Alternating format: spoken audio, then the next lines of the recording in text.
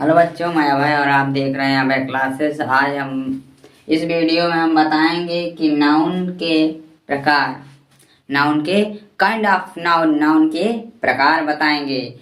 आप वीडियो को अंत तक जरूर देखें और वीडियो को बिल्कुल भी स्किप मत करें ना।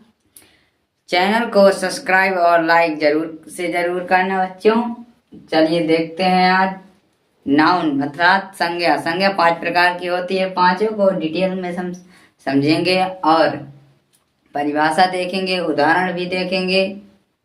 चलिए, नंबर 1 है common noun, COMMON, common noun, NOUN noun. कह रहे हैं कि जब कोई चीज या प्राणी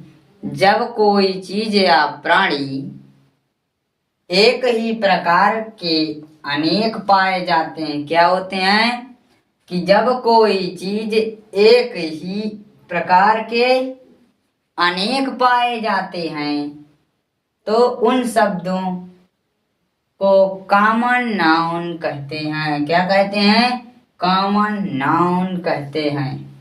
उन शब्दों को कॉमन नाउन कहते हैं, जैसे मेज, कुर्सी, बालक, कुत्ता आदि।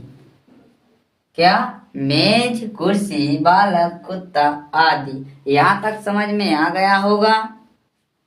दूसरा है proper noun, PER, proper noun. कितना सिंपल है, देखिए यहाँ पर कितने सिंपल परिभाषा है। जब कोई वस्तु एक प्रकार की एक ही हो तो कह रहा है कि जब कोई वस्तु एक प्रकार की एक ही हो तो उसे प्रॉपर नाउन कहते हैं। जैसे जीवित प्राणियों के नाम क्या हैं? सारे एक जैसे हैं। जीवित मनुष्य के नाम अर्थात प्राणियों के नाम एक जैसे हैं, जैसे राम, सीता, हरि, रवि, अभय। ठीक, यहाँ तक समझ में आ गया होगा। चैनल को सब्सक्राइब और लाइक जरूर से कर देना मेरे प्यारे बच्चों। अगला है हमारे पास तीसरा collective noun, COLLECTIVE, collective noun अर्थात कलेक्ट करना अर्थात समूह होता है। कलेक्ट इकट्ठा होना, समूह वाचक संज्ञा। तो इंग्लिश में कुछ ऐसे शब्द होते हैं। क्या होते हैं? इंग्लिश में कुछ ऐसे शब्द होते हैं जिनका अर्थ होता है समूह अथवा झुंड। क्या होता है? समूह अथवा झुंड होता है। ये कलेक्टिव नाउन कहलाते हैं। क्या कहलाते हैं? कलेक्टिव नाउन कहलाते हैं। जैसे ए बंद ऑफ रोवर्स। क्या? ए बंद ऑफ रोवर्स। दूसरा उदाहरण है ए ग्रुप ऑफ बॉय, लड़कों का समूह। क्या? ए ग्रुप ऑफ बॉय, लड़कों का समूह। क्या होता है? Material noun. क्या है? Material noun, MATERIAL, material noun. पदार्थवाचक संज्ञा किसे कहते हैं? पदार्थवाचक संज्ञा।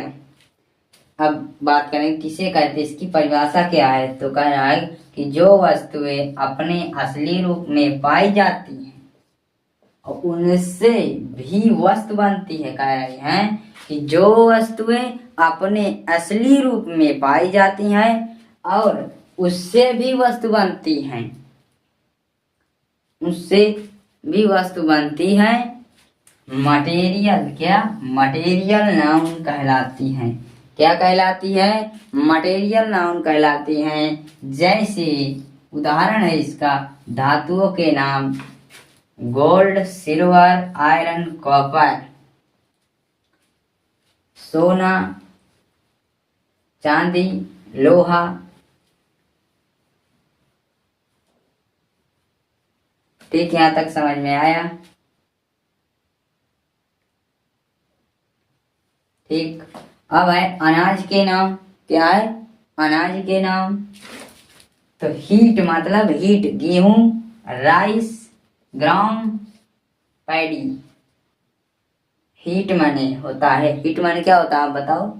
गेहूं होता है, ठीक है। राइस माने चावल, ग्राम माने चना, पैडी माने धान। तो यहाँ तक समझ में आ गया होगा। चैनल को सब्सक्राइब कर लो बच्चों। पांचवा है ABSTRACT, एब्स्ट्रैक्ट नाउन। कितनी सिंपल परिभाषा है। जो शब्द किसी दशा, स्थिति या भाव, क्या?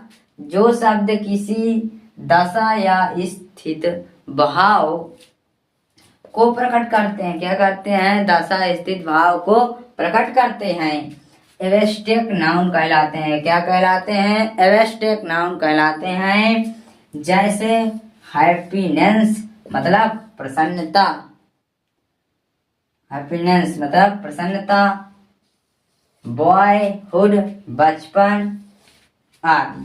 तो नोट क्या है इसका कि जिन नाउन के शब्दों के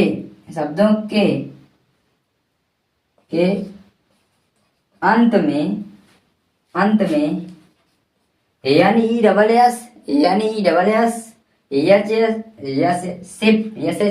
सिप, CYRYTY डोम, हुड लगे होते हैं, एब्स्ट्रैक्ट नाउन कहलाते होते हैं। वो क्या होते हैं? एब्स्ट्रैक्ट नाउन होते हैं। समझ में आ गया होगा। इस वीडियो में इतना ही।